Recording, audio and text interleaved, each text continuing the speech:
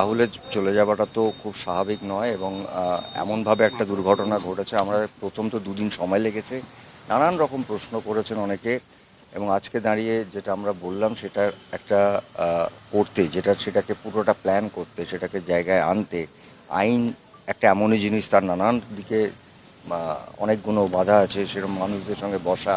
এবং আমরা এটাই করেছিলাম যেটা আর্টিস্ট ফোরাম সবসময় করে থাকেন, যে একটি চিঠি, সেটা অবশ্যই আহ, আমরা পাঠিয়েছিলাম 1 এপ্রিল, এবং আমরা আশা করেছিলাম যে একটা একটা মোটামুটি উত্তর পাবো, যেটা একটু স্যাটিসফ্যাক্টরি। সেই উত্তরটা পাইনি, যে কারণে যেটা শান্তি বললেন একটু আগে, কালকে আমরা একটা এফআইআর ফাইল করব।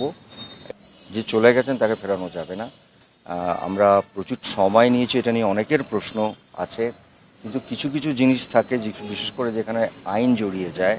আর একটা এটাও বুঝতে হবে যে আমরাও তো আঘাত পেয়েছি, আমাদের সেই আঘাত, আমাদের সেই কষ্টটাও কাটাতে 2 থেকে 3 দিন লেগেছে, বুঝতে যে রাহুল আমাদের মধ্যে নেই।